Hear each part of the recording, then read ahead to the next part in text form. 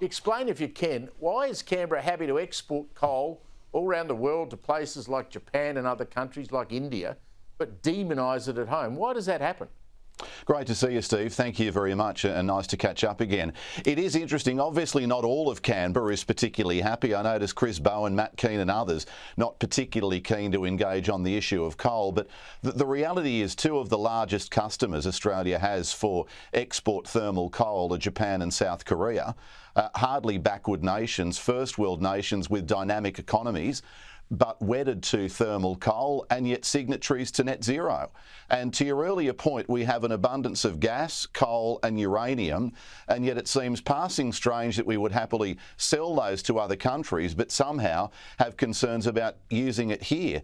You look recently at the Queensland LNP government's decision around their energy roadmap. What have they said? Again, they've signed up to net zero by 2050, but they're going to use more coal for longer as part of energy generation. And as we sit here tonight, the national electricity market, the NEM, more than 60% of power being fed into the NEM is generated by coal. So we're kidding ourselves to pretend that coal doesn't continue to play an important part both in our domestic energy mix and, importantly, as a massive driver of export earnings. Stu, the Nats have at least done some homework on this, unlike federal Labor, and the Libs don't seem to do a lot of work either.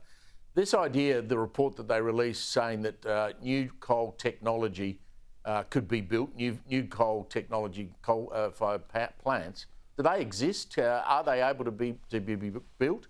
There are ultra-critical, ultra-supercritical designs that obviously use water at very, very high temperatures, that work, that generate much lower emissions. And importantly, we had some modelling done earlier this year, separate to the Page Research Centre, also done by Arche Energy, but unrelated to the most recent report that was released. That was done as part of the Gen Cost review, because we were very concerned that coal was, in some respects, willfully, mistakenly, whatever term you want to use, being priced out of the equation when clearly, when the final report came down, it showed it was highly competitive as opposed to renewables. And yet we're fed the line, oh, well, the wind doesn't send an invoice, the sun doesn't send an invoice. One of the realities in Australia is when it comes to our role in Southeast Asia, we are never going to be able to compete on labour rates. We understand that. We've got a certain standard of living which we enjoy. But when it comes to energy abundance, when it comes to energy pricing, and because of that, the abundance of coal, that is an area that we should be able to trade on as a competitive advantage. And yet what we are seeing is a chipping away of our industrial base to the point where companies like the Tomago aluminium smelter are seriously considering whether they can continue to operate or not. Places in China, Japan, South Korea, Vietnam, some of our key trading partners for coal, they must be giggling, thinking, what is going on there? Because they know that thermal coal from Australia is among the best quality coal in the world, the most sustainable, the cleanest, the lowest emission burning coal, and yet they're happy to buy it from us, and yet locally we see pejorative terms like ageing coal-fired power stations or coal outages are contributing to your power bills, all deliberately loaded language to make out as if suddenly coal has had its use-by date, when that is far from the case. Have a look at global consumption of coal last year. It was 8.8 billion tonnes around the world, the highest ever on record, and likely to exceed 9 billion tonnes this year.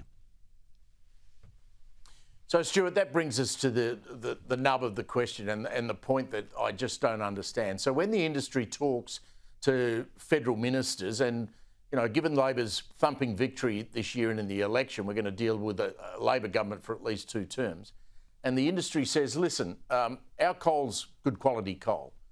We're exporting a lot of it. To shut it down and not use it at home is going to make no difference whatsoever on the global climate.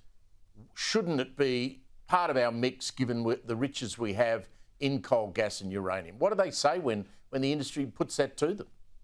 Well, they like to sort of conveniently point to the fact, oh yes, well, we've still got coal in the mix, which we do, and the majority of electricity being generated in that mix is still being generated from coal.